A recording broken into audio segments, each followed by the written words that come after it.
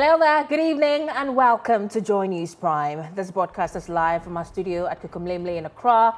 We are live on DSTV channel 421 and GoTV channel 125 and around the world on myjoyonline.com. I'm Noella Kareniale. And I am Emmanuel Samani. Tonight, 12 dead, dozens injured as the Road Safety Authority demands urgent upgrades on the Ofankor stretch after deadly crash this morning.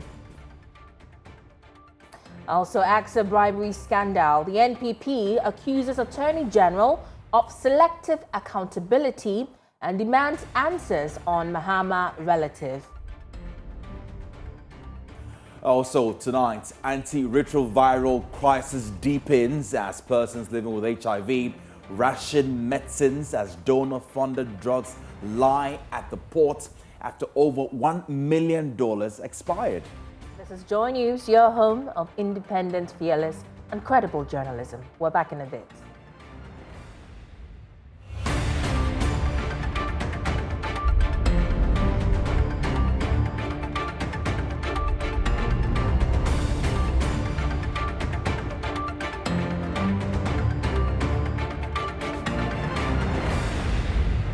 Welcome to the program. Tonight, the National Road Safety Authority is demanding urgent safety upgrades on the Ofankor stretch of the Accra-Kumasi Highway after Thursday's crash killed 12 people and left dozens others injured, including a 15-year-old girl who may be required to amputate her legs. Planning and Monitoring Director of the National Road Safety Authority, Felix Ofosu, says inadequate signage and lighting on the stretch are among the concerns requiring urgent attention. My colleague Stephen Mensah reports. The accident happened before 4 a.m. I was going to get my car at Asufan when I heard that a tipper truck had hit an abubuya. So, Michael was there when the crash happened. In the early hours of Thursday morning, a journey along the Accra-Kumasi Highway ended in tragedy. the abubuya driver off the road. The tipper truck was also at top speed, so it hit the splinter first.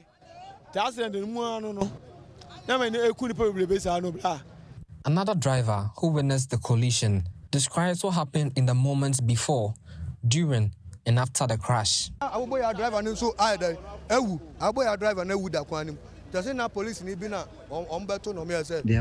driver was lying dead on the road, so the police driver suggested that they move the body from the highway onto the pavement. It was while they were trying to move the body that the accident happened.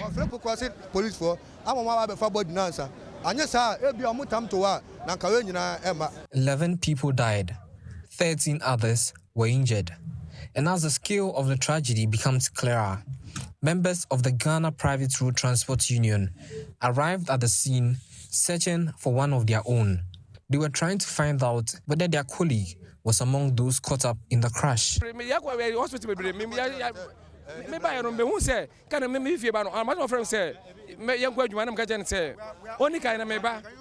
My brother called me this morning for us to go to work, but I told him to go ahead and that I would join him later. When I heard about the accident, I quickly rushed here and called the Accra station to find out whether my brother had reached his destination, but they told me he had not arrived because he got married not long ago and has 3 children. When the first wife ordered, well,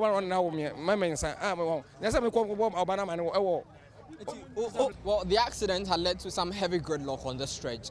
This stretch will be leading to most parts of Accra and will be heading from Pokwase.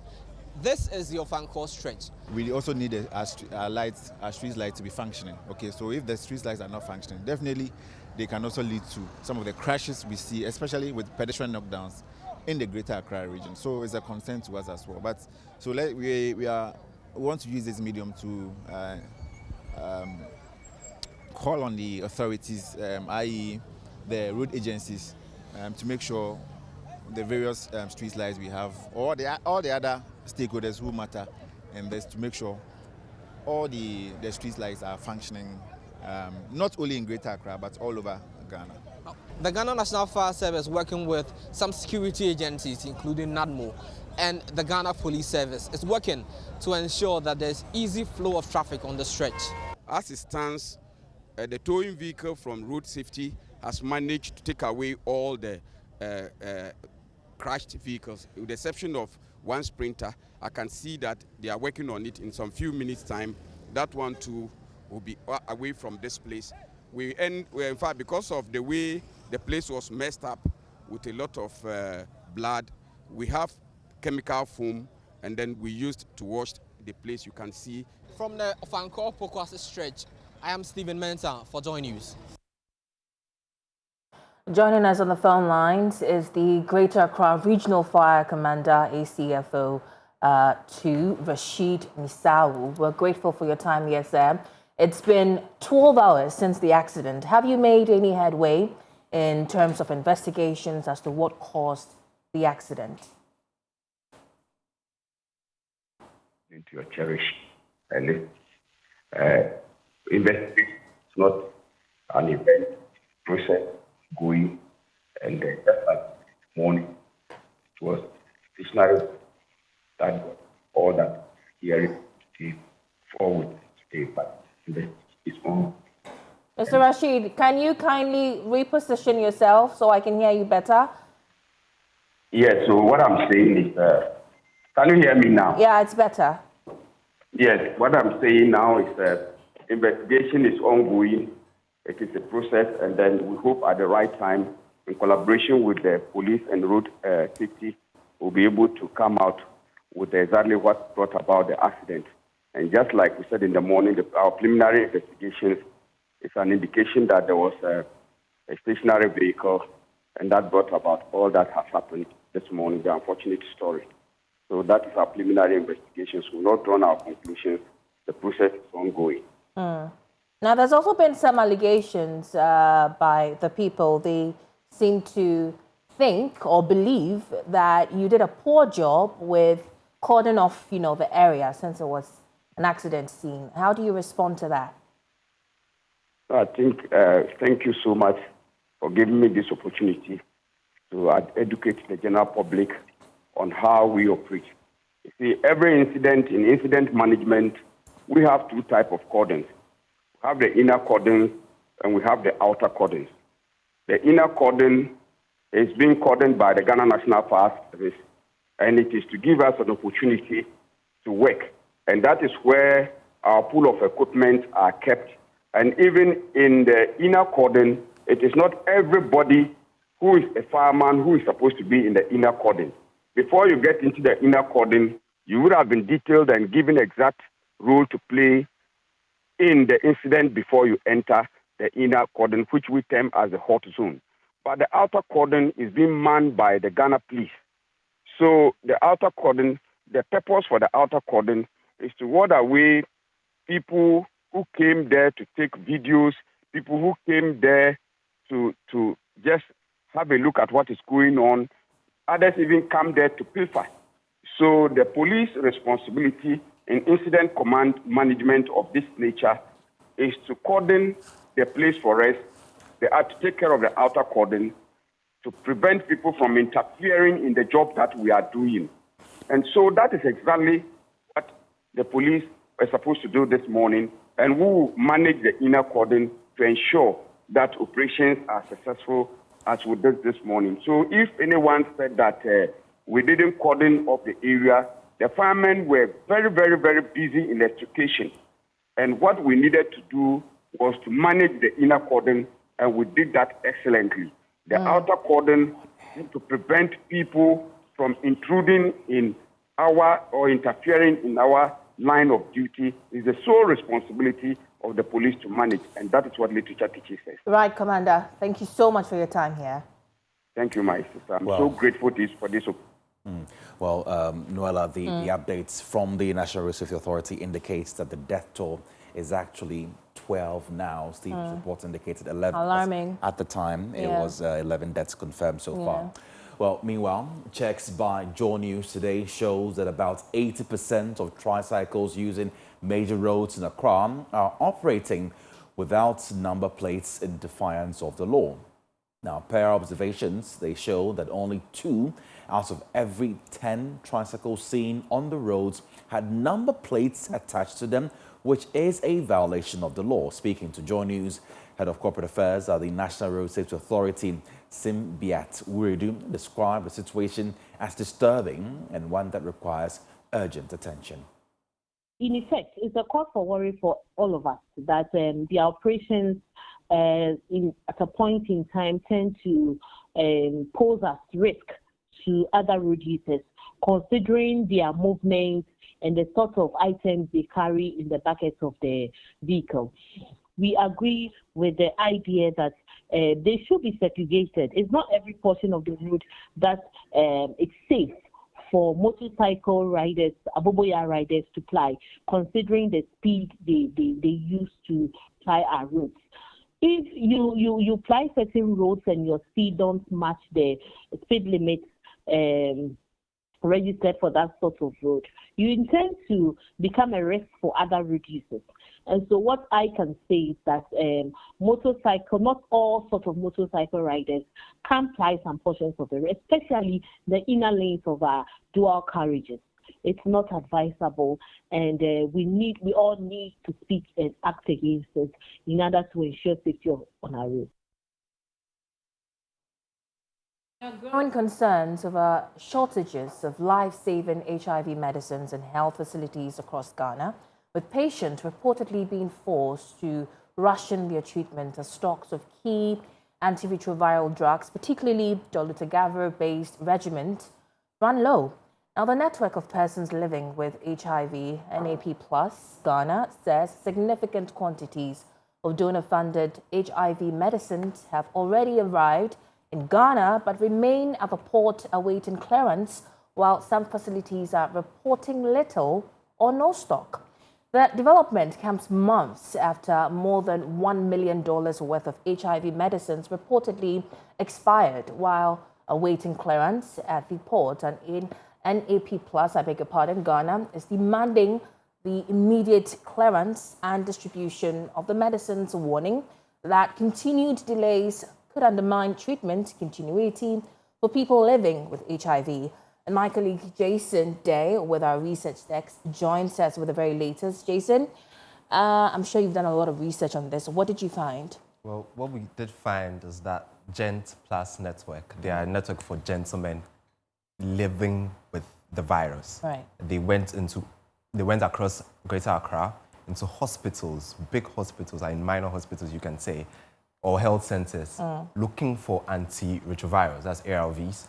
And then they realized that there are shortages in some hospitals. In fact, when you go to these 12 hospitals, that should be on your screen, the Kolebu Teaching Hospital, University of Ghana Hospital, Mamprobi Hospital. In fact, when you go into these 12 looking for some antiretrovirals, you wouldn't find them. Now, antiretrovirals are drugs essential that help in immunosuppression. Exactly. They help the virus. Yeah. Exactly. So they help in not being able for the virus to turn into AIDS, and also for a mother living with the virus not to transmit it into. So it helps in managing the virus and even for people living with the virus. But when you go into these 12 hospitals, it's shortage. And then they found that in 2023, the Global Fund actually brought in these ARVs into the country.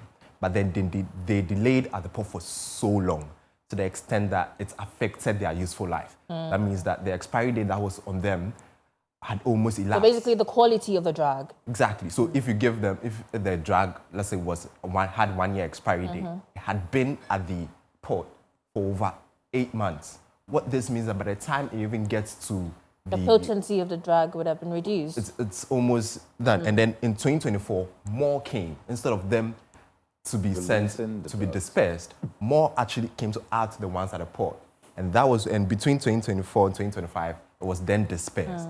But then just a month ago, health facilities began to say that the ARVs that they have in their stocks are expired. And then they are saying that by October, that is just in a few months, more of these are expected to expire. And then by February, all of them that we received in 2023 and 2024 would have expired unless something is being done about it.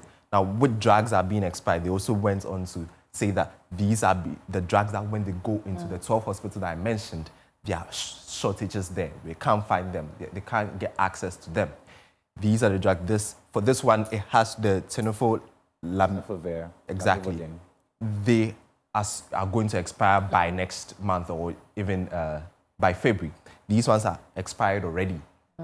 And it's very, very worrying. But we know that condoms, they are available. They are readily available. But then what they are looking for, the pre-post exposure prophylaxis. Yes. Expired. Thank you so much, Jason, for that brilliant work done. But also joining us, you want to take us through that? Well, also joining us on the phone is Richard Agozom. He's a founder of Gen Plus Network for his perspective on the reported shortages of ARVs. Richard, this is not the first time we've had this conversation regarding the shortage of ARVs, but for the uninitiated, people who don't know what it means to live with HIV and depend on medicines daily, how serious or dire is this situation on the grounds where you have to now ration some of your medication? Okay, thank you very much, and good evening to the listeners of Joy News Network. Yes, it's quite alarming. It's quite alarming that Ghana is currently facing this particular issue when it comes to ARV rationing. It's not what we were expecting, because we are aware that, yes, we are supposed to be taking this medication on a daily basis. And if somebody has gotten to that viral suppression, the person is actually given 6 months. And this is the case. This person came to the facility on his or her clinic day, and the person is being told, we can just get you 1 month because the medications we have there have expired, or it's nearing expiring, and you have to go home and return next month. This is because we have reported shortages. This is not what Ghana should be actually looking at, because we have come far when it comes to the HIV response. Ghana is learning from other countries, and this is not what we want to sign up with the Global Fund, as well as what's in the funding pattern that is happening across the world. This is not what persons living with HIV should actually be facing when it comes to accessing healthcare and also going for their medication. Right, Richard. I mean, you're a co-founder of Gen Plus. How are persons living with HIV also reacting to these shortages? What are they telling you? How are they also, managing the situation? Are they now having to buy some of these medications out of pockets? So actually, in Ghana, we do not pay for our medications. Our medications are given to us freely. And for that matter, there is nowhere a person living with HIV can actually go or walk into a pharmacy and say, I'm buying ARVs. The only thing is persons living with HIV are hoping that the government will actually clear the consignments that is actually at the Tema port, because we have received new ARVs, and these ARVs are still at the port. When are we going to, or are we still going to let these ARVs stay at the port for it to actually consume some time before it is being brought to regional and district stores before they reach facilities? This is absolutely not what should be happening. By this time, this medication should actually be at the facility, having persons living with HIV. But the most alarming part is persons with kidney issues are those that have actually, it's a very great concern. Persons living with HIV and also have kidney issues do not have access to medication. The reason is persons with kidney issues and also living with HIV are put on a different regimen when it comes to their medication. They take the abacavir lamivudine, and from Kolebu Teaching Hospital, there is none of these medications available. So if it is happening to Kolebu, then definitely it is happening to other regions as well. Go, Richard. Have you engaged the Ghana Health Service or the Ministry of Health with regards to these consignments that are still stuck at the port? Actually, when the network of persons with HIV had a encounter with the Ministry of Health, they denied that there are no medications at the port. I actually had the opportunity to speak with the PR of the Ministry of Health on one of the sister stations, and he said that there are no medications at the port and there are medications at the facility. It looks like the Ministry of Health is trying to tell persons living with HIV that their concerns are false. And absolutely that is not the case that is happening on the ground. Right. Well, we have to bring our conversation to an end here. Richard Agujo, thank you so much for your time. Well, also tonight, the chairperson of the New Patriotic Party National Elections Committee, Frederick Opari-Ansah, has assured aspirants and delegates that the committee will ensure fairness and transparency in the party's upcoming national executive elections. Now, he said the committee would give a listening ear to all concerns and ensure that every matter brought before it is handled fairly as the party prepares to elect its national leadership ahead of the 2028 general elections. Fatal Bayaga reports. At a press conference in Accra on Thursday ahead of the MPP's national executive elections, Frederick Opari-Ansah said the committee was committed to conducting an orderly and credible electoral process that would give all eligible aspirants a fair opportunity to contest. We will be impartial, we will be transparent, we will apply the rules fairly and firmly. We will provide opportunity for legitimate grievances to be heard through the established processes. And we will work to deliver an election whose outcome reflects the freely expressed choice of the delegates. He said the committee has settled on October 3 for its national executive elections to choose new leaders to steer its affairs ahead of the 2028 general elections. The process begins next week. From the 17th to the 22nd of August 2026, will be opening and closing of nominations. From the 23rd to the 27th of August will be for filing of nominations forms. The 31st of August to 3rd September will be for vetting of aspirants. And on the 3rd of October 2026, the election proper will be held. Opari-Ansah urged all prospective aspirants to conduct themselves responsibly throughout the campaign period in order to preserve unity within the party. I want to address prospective aspirants directly. The National Elections Committee welcomes healthy competition. Competition for leadership is part of the democratic character of our party. We therefore expect aspirants and their supporters to campaign vigorously for the confidence of delegates. But we also expect that competition to be conducted with respect to one another, respect for the party, and respect for the rules governing the election. At the end of this process, there must still be one new patriotic party. No individual ambition should be greater than the collective interest of the party. The party says the timetable is intended to ensure a smooth and transparent process as it prepares to elect a new national leadership to guide its reorganization and preparations for the 2028 polls. For Joy News, Fatal Bayaga, MPP Headquarters. Stay with the MPP because they have accused the Attorney General Dominic Ayine of lacking the credibility to independently investigate or prosecute the latest bribery allegations involving the Aksa Energy Power Project.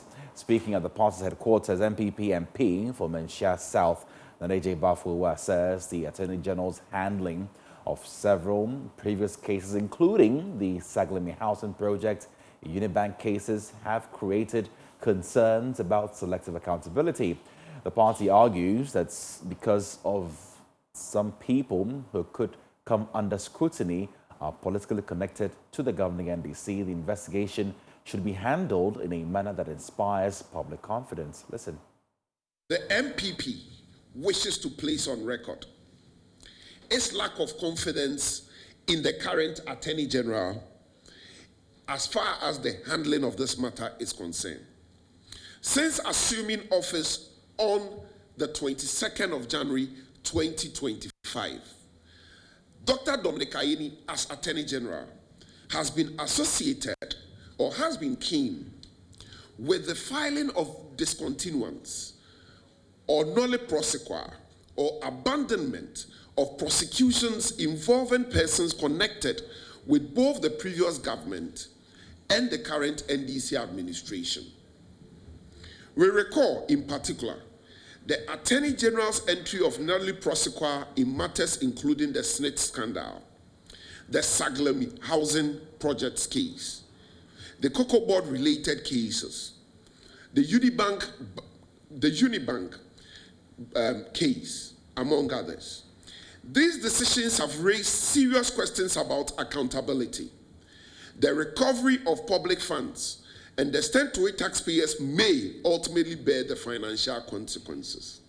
Against this background, we do not believe that the Attorney General can command the confidence of the Ghanaian public to independently investigate or prosecute allegations involving officials or politically connected persons of the NDC.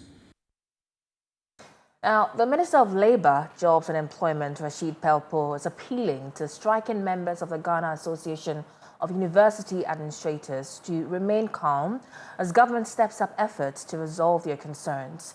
The association reactivated its nationwide strike on Monday, August 10, 2026, over disparities in market premiums and other unresolved conditions of service. Now, speaking on the sidelines of an engagement, the minister said the concerns raised by the association are currently before the finance minister for consideration, assuring that no member would be shortchanged in the process. Because we work with the unions, sometimes I'm very uncomfortable discussing them in the media. But for me, I think what has happened with the strike of GAUA is very unfortunate. We've sat with GAUA and concluded negotiations with them, and they've signed. The academic senior members have also sat with their concluded negotiations with them. In union matters, this comparison does not matter. For them to come and say, we've looked at what others are taking, and so it is unfair that you negotiated that with us. They are a unique group, administrators. If they deserve any conditions, they are supposed to put the package together. They are not supposed to ride on the back of anybody. No salary administration in the world does that. And that is very unfortunate. First of all, we only consolidated the numerous allowances that have been created around the interim market premium. That's what we did. They had only 2, and we did a consolidation. The academic senior members had 3, and they are already benefits that they are taking. So we don't understand where the challenge is coming from. And we believe that it is something that we will need to address, even moving into the Independent Emolument Commission. The administrators do a different work. The academic senior members do a different way. This comparison doesn't help anybody. Issues have been presented to us, in fact, long before the strike. Let me first of all commend them for waiting up to this time. I will still encourage them to have still waited, because issues that touch on the economy don't just reflect a demand. When you ask for something, it doesn't reflect a response, immediate response. Because the economy is a machine that works. Its financial period of operation is a whole year. So once an issue is taken into consideration, it takes a period of time to manifest into real action. So the finance minister has taken consideration of everything, and we are moving towards finalizing response to make sure they are fully taken care of. So within the period that will be that it will work into the next budget, because as the finance minister said, he has considered it. In fact, everything is done about it, except that he has to finalize and sign a document for it to operate. And that's why I'm saying that I commend them for waiting, and I still commend them if they would keep waiting until we finalize issues. So my response to the GAUA leadership is that they should continue to wait until we take that decision. There will never be short change. We would listen to them. We have listened to them. We are looking forward to a final solution to it. We appreciate the concerns they have presented, and they are genuine, and we will not do anything that will subvert their expectations. We're still watching Joy News Prime. We'll take a quick breather. Don't go away.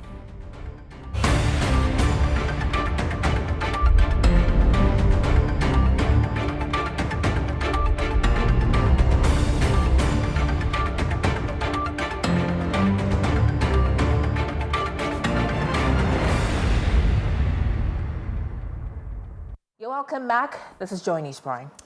Now, the Christian Council of Ghana has joined calls for the police to swiftly address the apparent breaches suffered by a man who was assaulted while in custody. Now, this follows a directive from the Interior Minister for the police to conduct a full-scale investigation into an apparent breach of police custody that allowed civilians access to an arrested person at the police CID headquarters who was subsequently assaulted. The minister further demands that any officer found culpable is to face appropriate disciplinary action.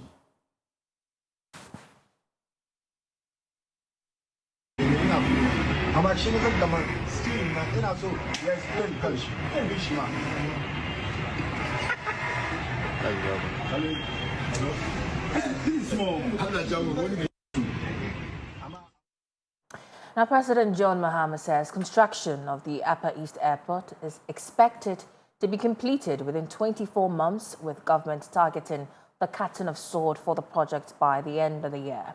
Now, speaking during his tour of the Upper East region, President Mahama said, although the contractual period is 24 months, contractors have assured government that they can complete the project ahead of schedule. Now, he said government intends to develop a city around the airport to stimulate economic activity and attract investors to the region. But we want to develop a city around the airport so that it can have added value. We want to open up the country to air travel because there are some people who want to go very quickly to Accra, transact their business and come back quickly. You cannot sit in a bus for 11 hours going to Accra and 11 hours coming back. And so the time has come for Upper East to have an airport. Before passengers from Upper East have to drive 100 miles, 160 kilometers to Tamale to catch the aircraft from Tamale to Accra. And when they come, they drop in Tamale and they have to drive 160 kilometers to come back to the Upper East. That will be a thing of the past. You'll be able to fly from here directly to Accra without driving to Tamale. And so this is going to be an important enabler of economic activity. Aside from that, there are many businesses here in the Upper East region. We have the gold mines. They have to move their gold down to Accra. Sometimes they have to use a bullion van or charter a helicopter. And so it will be easy for them to bring it here and fly their gold bullion to Accra. And so, like he said, the project is 24 months. I've been following the process of the procurement. I want us to let it go quickly. There are 3 airports. WA Airport, WA is getting a new airport. Upper East is getting an airport, and then Sunyani is also getting a new airport. And so we hope that by the end of the year, we'll come back here and we'll cut the sword for the airport to start. Even though they've given 24 months, the contractors assure us that they can do it in a shorter time than that. And so very soon I'll come back, join you, our paramount chiefs, and the people of Upper East to cut the sword on this site. Well, President Mahama also assured residents that roads left out of the first phase of government's Big Push program would be captured in subsequent phases. He said by the end of the 5-year program, he expects every constituency to have its road needs addressed. Work is, on schedule. And so we hope that you keep up to the schedule so that by next year, we can come and commission this road. It's my hope that by 2028, the whole from here to Wa would have been completed. And so if we're driving from Bolgatanga to Wa, we'll have a very, very smooth road to ride on. Our intention is to link all the regional capitals to each other with good roads. And then also some of the major districts will also receive road improvements. Well, still on governance, the Minister for Gender, Children and Social Protection has assured inmates of the Gambaga witches camp that the passage of the anti-witchcraft bill remains a top priority for government. Agnes Namamolati gave the assurance during an inspection of the camp as part of her working visit to the Northeast region, and correspondent Ilyasu Tanko reports. Upon arrival in the regional capital, Nalirgu, the minister paid a courtesy call on the Mamprugu overlord, Nabaga Abdullahi Mahami Sheriga. She briefed the traditional ruler on the purpose of her visit and sought his permission to undertake her activities in the region. The minister was accompanied by the East Mamprese Municipal Chief Executive, officials of the ministry and party executives. Before the government or the state comes in, when there's vulnerability, when there's abuse or any issue at all, we know our traditional leaders are there to support or hold the fort before even the law takes place or takes charge of all the issues. So we want to say a big thank you on behalf of the ministry. And so far the collaboration and the support we've received from them has made the work of the government and the ministry very easy. The minister also met the Gambalana and his council of elders to address issues affecting vulnerable persons, particularly women accused of witchcraft. The engagement forms part of efforts by the ministry to strengthen collaboration with traditional authorities and other stakeholders to address the challenges facing persons living in witch camps. In his address, the Gambalana highlighted the difficult living conditions of the inmates and appealed to the minister for urgent intervention to improve their welfare. Honourable Minister, we have not asked for sympathy. We are asking for justice and protection. I humbly appeal to you and your ministry to provide emergency shelter and material to renovate the existing structure. Connect the camp to potable water and 3 boreholes. Construct a fence wall and install solar lights for security. Include all women and men in the social protection programs, LEAP, livelihood grants and health insurance. Your ministry is a mother ministry. If you act, these grandmothers and mothers will sleep knowing that government sees them and values them. In her response, the minister expressed appreciation to the Gambalana and the traditional authorities for providing a safe haven for persons who have been banished from their communities following accusations of witchcraft. Even in the midst of scarce resources, we want to appreciate you. Thank you very much. The minister subsequently visited the Gambaga witches camp, where she interacted with the inmates and listened to their concerns. She assured the inmates that the government remains committed to protecting their rights and improving their living conditions. The minister said the passage of the anti-witchcraft bill is high on the government's agenda and will provide greater protection for persons accused of witchcraft while helping to prevent abuses associated with such accusations. The first thing is the law, which will criminalize the abuse of their rights. And that is what is top of our agenda, that this abuse in the homes and even in the camp should stop. We need the law to back it, and we are far advanced in getting the law passed. She further assured them that the government will work to ensure the passage and effective implementation of the law. The camp continues to face several challenges, including inadequate food supplies, poor accommodation and security, stigma, and limited access to healthcare. The minister inspected the accommodation facilities and other parts of the camp and assured the inmates that steps will be taken to address their immediate concerns and improve their living conditions. It is also to have first-hand information on the living conditions, what has changed over the period, what can be done to make sure that it remains a safe haven, not one that is tagged to be stigmatized. Now, the stakes are getting even higher at the 2026 National Science and Maths Quiz as Prime Time introduces a new clean sheet challenge that could turn round 4 into a major jackpot moment for competing schools. Under the new initiative, a school that answers all 8 true or false questions correctly in round 4 will achieve a perfect 16-point clean sheet and walk away with a special reward. Primetime Client Service Director Samuel Natiajo, speaking with Joy News ahead of the launch, said the initiative is designed to recognize schools that demonstrate exceptional precision in the high-pressure round. This year we're introducing the clean sheet. It's sponsored by GAUA. Interesting. Yes, round 4.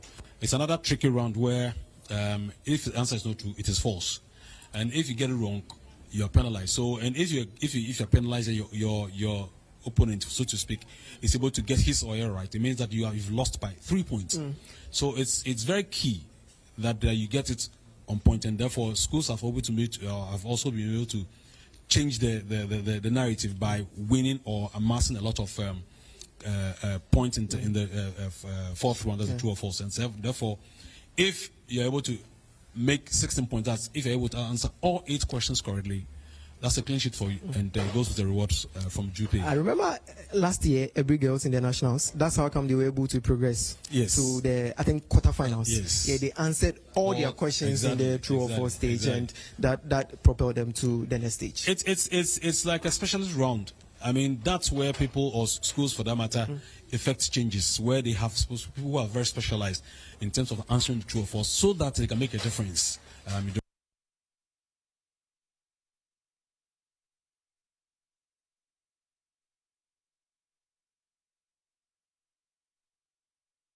Well, who do you think is gonna win this year? I mean, my school isn't in, but let me, off my head. Presec. Okay, fine. Let me just agree with you. Presec, yeah. Yeah. Did you go to Presec? No, I didn't go to Presec. What school did you go to? It remains to be seen. It remains to be seen. Anyway, it's now time for the N to go, the N and the S. But before I go, in a sweeping development drive across the Jirapa municipality, Member of Parliament Cletus Seidu Dapila and Municipal Chief Executive Peter N.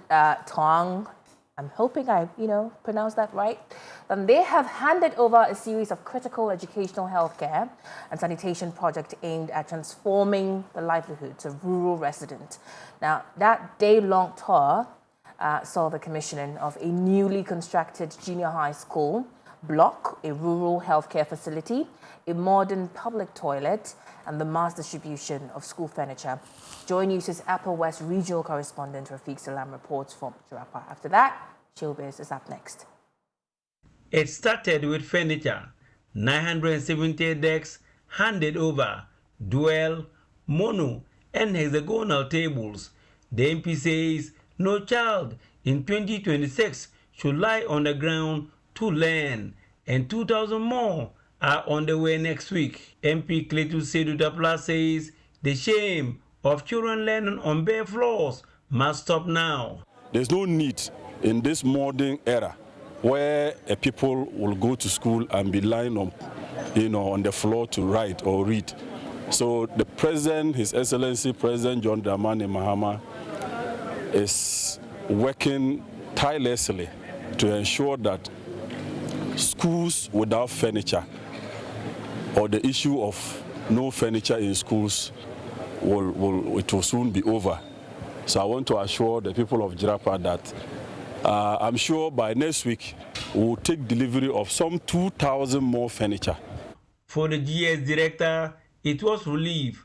For years, he watched pupils crawl like pythons just to write. Hudu Kunati says the new decks will change the face of learning in Jirapa.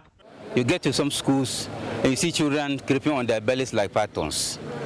But I think with what we are receiving, that event or the story will begin actually to change.